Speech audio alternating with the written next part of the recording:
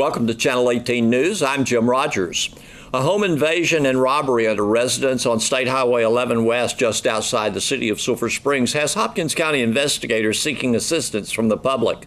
A $1,000 cash reward and possibly other reward money through Crime Stoppers are being offered.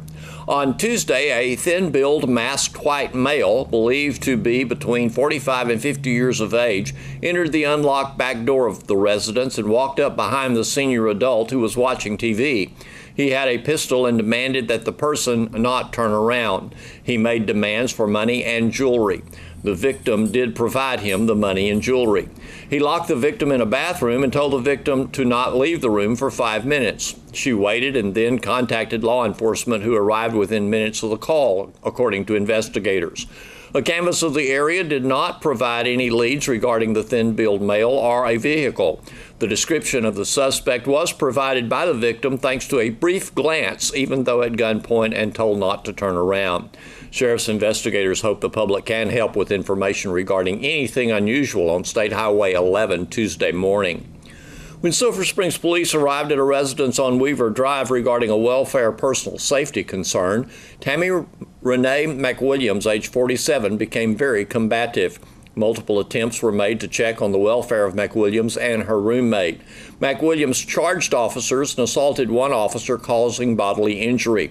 While attempting to secure McWilliams in handcuffs, she resisted and fought with officers.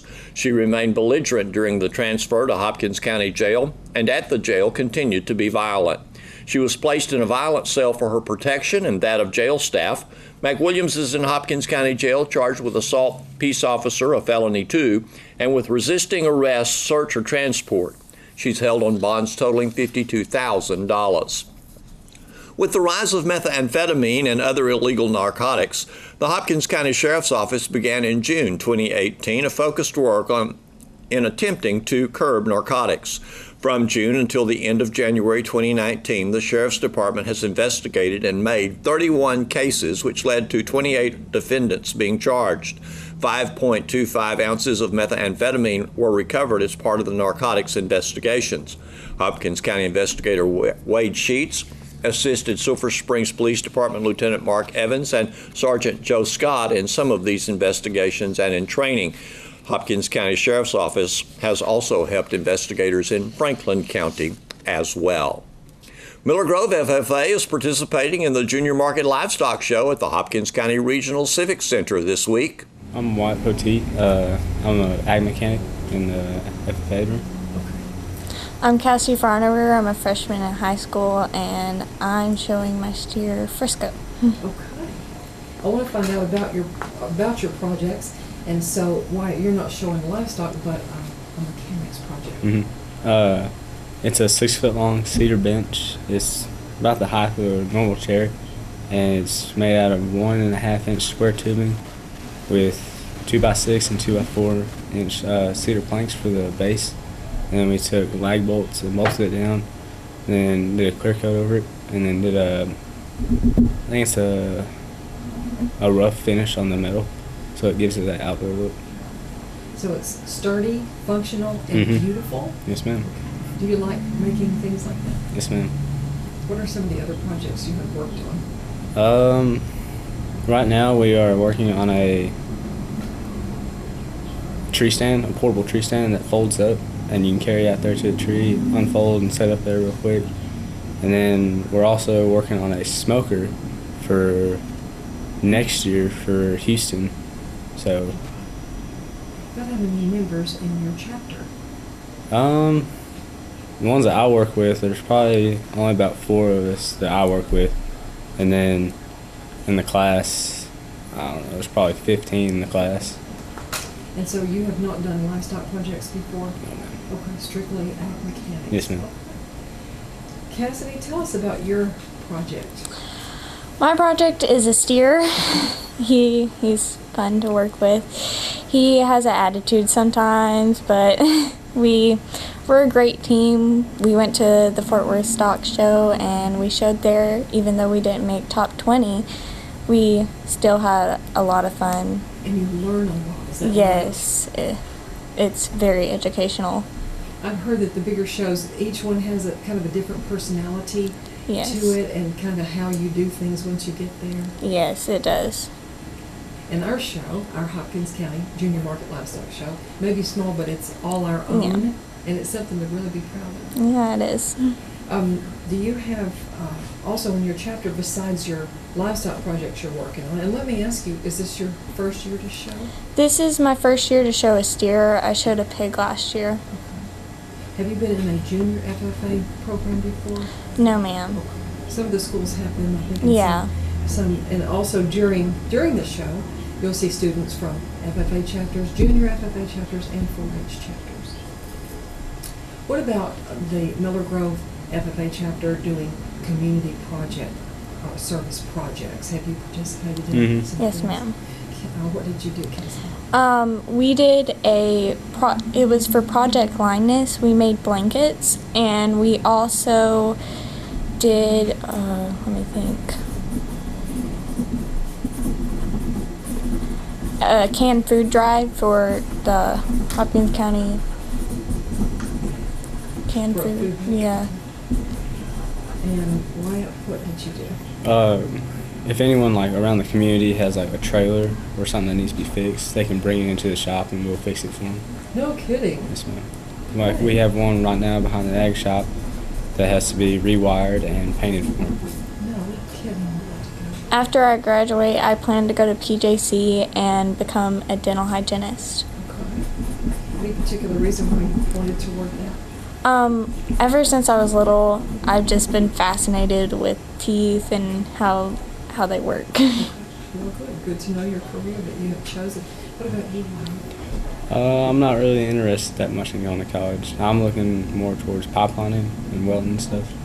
So I want to thank Miller Grove for helping us with our ag programs and getting us a better ag teacher, and all the people that helped me out with projects and everything. And if y'all want to come out to the show, that would be really great. I would like to thank my parents and Miss Martin for helping me with my steer, especially my dad. When we're running late to school, he'll go and take care of Frisco, and I really appreciate that. And I would really appreciate if y'all would come out and support us and see a show.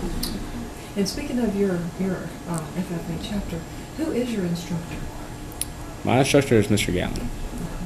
Tell me about some things that he's doing there in your shop. Like if anything we need, he'll go to the store. Like this morning, he asked if we needed anything else for the projects, and that if we did, just text him and he would get us some stuff. And he provides like all the material for us. So It's pretty innovative. Okay. All right. Good luck to both of you. Thank you. See you you. at the show. thank you. Here's Don Julian with sports.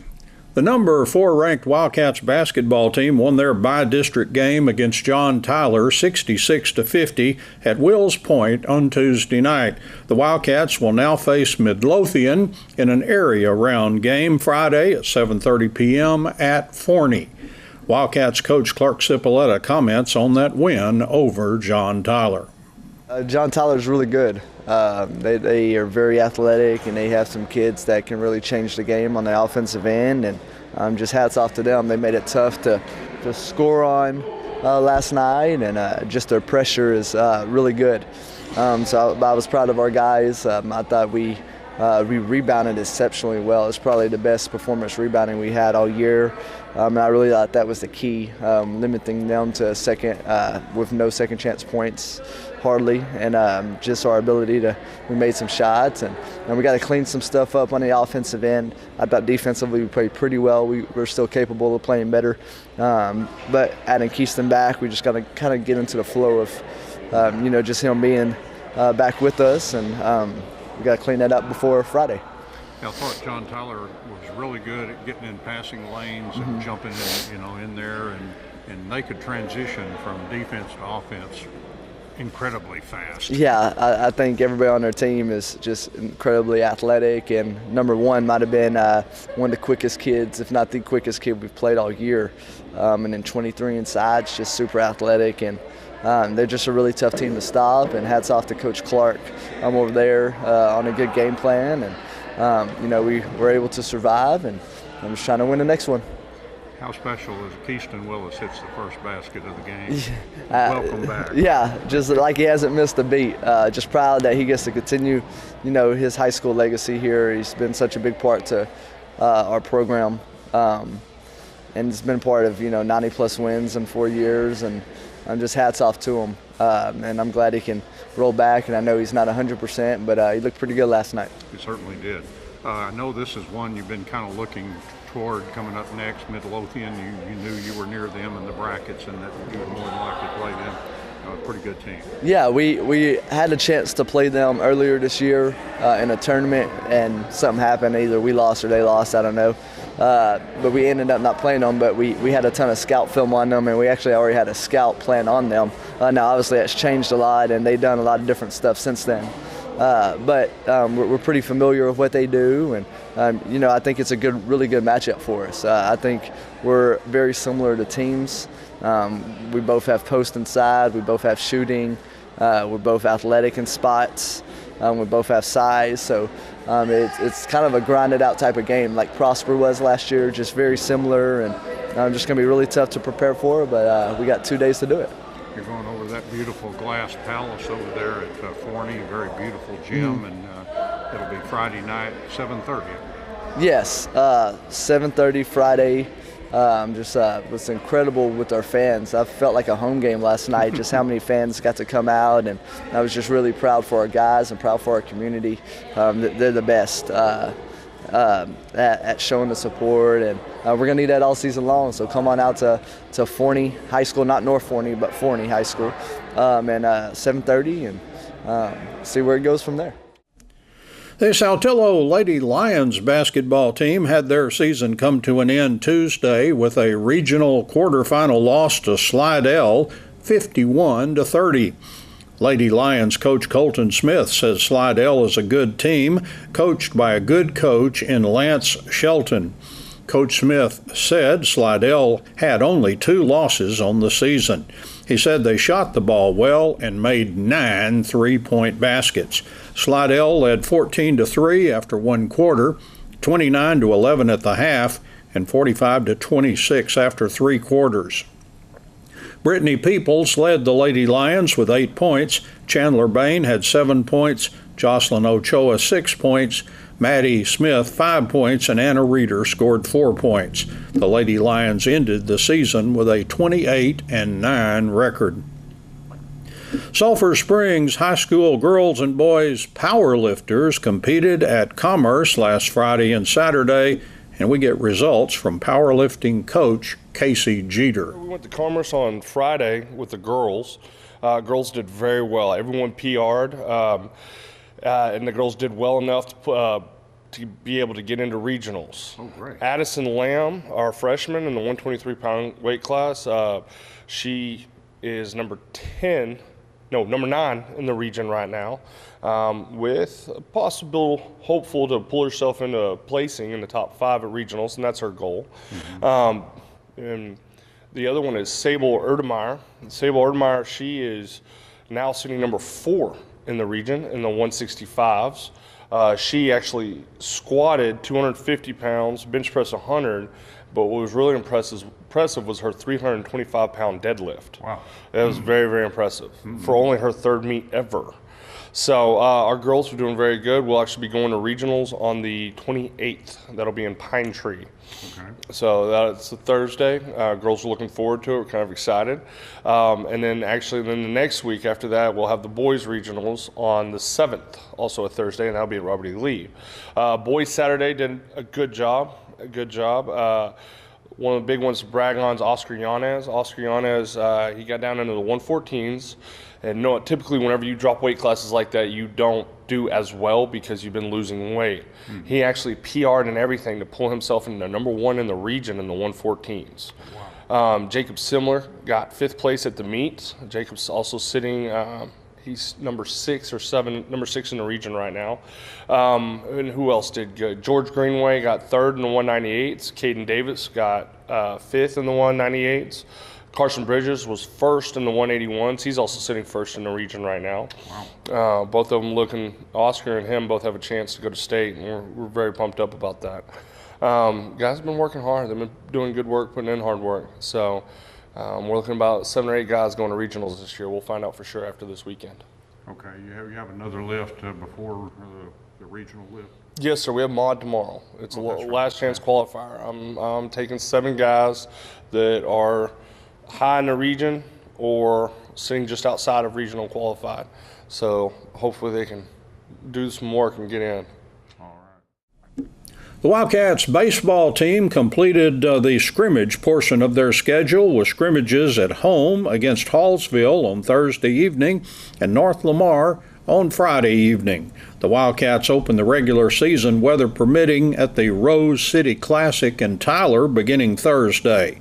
More on Wildcats baseball from Coach Jared Hammock. We played, I think, 10 Thursday night against Hallsville.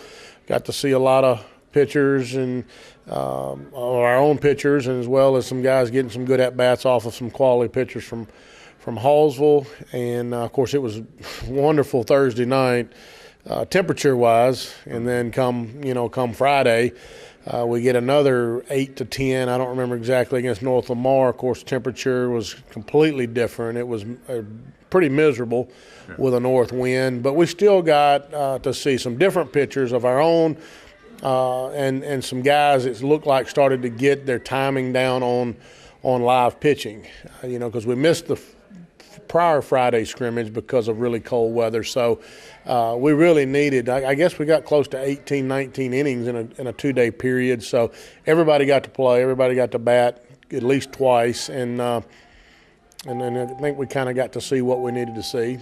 I was just going to ask you if you feel like you kind of got your pitching set up as you open the season with the tournament. Well, I kind of do. I know who we play 5 games if the weather permits. So I've kind of got who will be the 5 starters.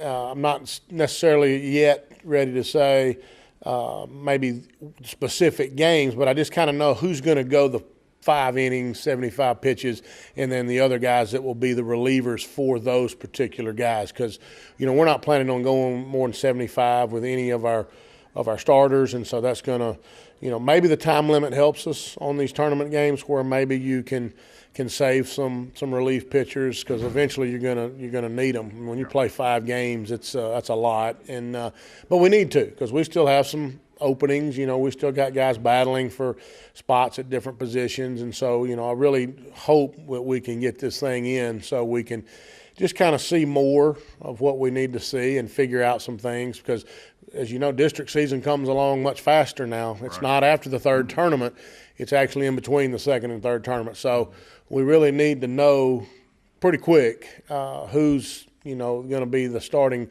9 on that Tuesday night against Roy City. Any pitchers kind of jumped out at you, kind of impressed you during the early part of this stuff? Well, of course, probably the 2 most experienced pitchers we have coming back are Payson Edwards and Jackson Ch.18, and they've both done a good job. So really, I guess I'll answer it with the ones that are coming in. I've been really impressed with Will Sims. I guess he was kind of the JV's number 1 last year. He's a junior, really spots up the ball well. Jace Birchfield has been a pleasant surprise on the mound. He has done a really good job against the 2 teams he's faced, and so I expect to see some good things this weekend. Hopefully he'll get to pitch, again, weather provided. Jake Davis, a little lefty that was probably the number 2 on the JV last year, has got a nice little curveball, and I think he'll be more of a relief kind of a guy. And then, of course, Cameron Harrison, who's been around with us for a while, and he will get one of the 5 starts on the mound and try to push him to 75 pitches or 5 innings. And then, we've got some other guys that could probably pitch an inning or 2 if we need to. Of course, you can Caden Argenbright, you can pretty well put him anywhere and let him do anything, and he'll do it well. So if we need somebody to come in and throw strikes, he'll be a guy that can do that. A Colson Hale can do that. Jace Thompson is going to be kind of a reliever. He brings a little bit of a sidearm, occasionally action, to kind of change things up. So, we've got some guys that we feel comfortable with. We're going to try to narrow that down to a 3 or 4, that we're going to go to battle with in the district season. But hopefully, again, we won't really be able to tell that like I want to if we don't get to play. Right. Your positions pretty well. You kind of got players where you want them, at least for right now, and I know it's subject to change. Right. We've got some guys that of course played last year and they're back. A Cameron Harrison in right, and a Dodd, in center, and you've got Payson that will be the starting shortstop when he's not pitching. You've got Jace Thompson, another really versatile, good player that'll play short when Payson pitches. He'll play some second. He could even play some outfield. I mean, he's just that good of an athlete. You've got Argenbright behind the plate. So, you've got first base who will see some Dawson Sears, who's coming back from a knee injury. Basically was our BP thrower last year, at practice. He's kind of healthy again and getting his feet back under him. So he's going to play some first. You've got the opportunity to maybe Jackson to play some first. Left field right now would come down to either Jake Davis or Connor Bergen. I mean, they're going to have to battle that out. And, Bryce McQueen, who didn't play last year, is back out and been really impressive. Runs well, can go get a ball. And, we're going to try to get him some action in there somewhere, and give him an opportunity. So, again, we really need to be able to play before district starts so we can get a better idea, because we do feel like a lot of these different guys can do the job. Colson Hale, can play a second. He's kind of got some Achilles trouble right now, so we may sit him out this weekend to let him heal that up. But he's a go-getter. So, I mean, I think we've got some guys that can do it, but we just need to get them in a real game and let it play itself out, and hopefully the first 2 tournaments will allow us to do that. And we go to this Tyler Lee tournament that we've been in, the Rose City Classic that we've been in for several years, so kind of a lot of East Texas teams, maybe some Waxahachis and that sort of thing. Forney. It'll be it's always really good. I think, you never know about preseason rankings, but there's several that are ranked in the preseason. We'll open up with Tyler Lee, who I noticed must have played Monday against Corsicana and handled them pretty well. So, I mean, that'll be a tough opening game.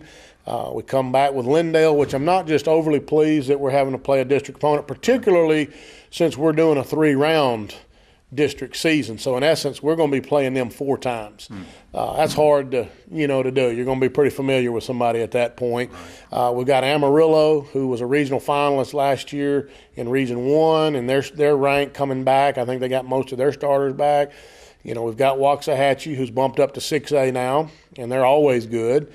And then we finished with a state finalist, Forney, on Saturday as well. And I think, they lost their 2 stud pitchers, but they've got everybody else back, and they're ranked. So, I mean, it's going to test us, but I like that. I mean, we need to see where we are and who's going to compete and who's going to get it done when their feet's to the fire, so to speak. And like I said, I hope that we'll get the bulk of them in. It rained a lot there last year, and we still got 4 out of 5 because they have an all-turf field. Now, the issue is going to be if it's thunderstorms and you have lightning and your delays back and forth, I don't know how that'll go. But as far as just the rain goes, as soon as it stops, I mean, you can get out there and play right away. So that's what we're hoping, that we can get at least 4 in over the weekend at some point and go from there.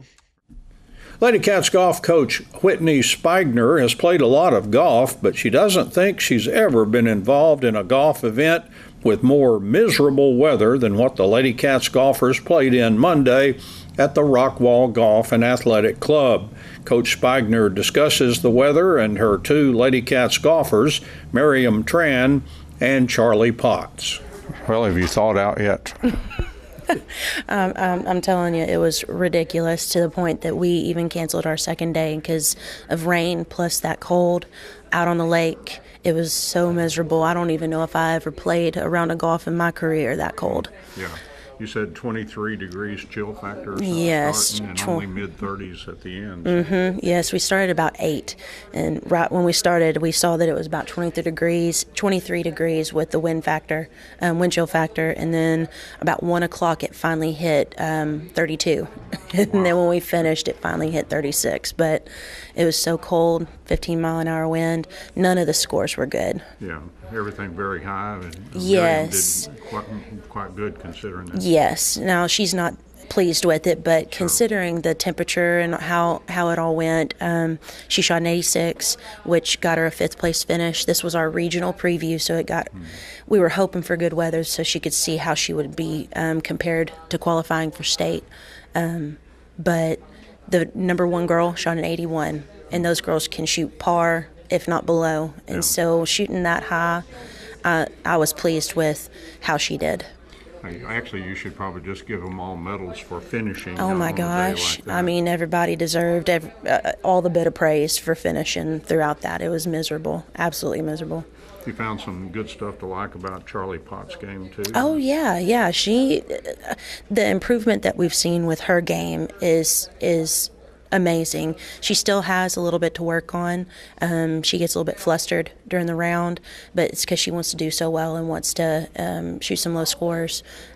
This was our first round of actually having a 9-stroke limit instead of a triple bogey. That's how a typical round is played, is a 9-stroke.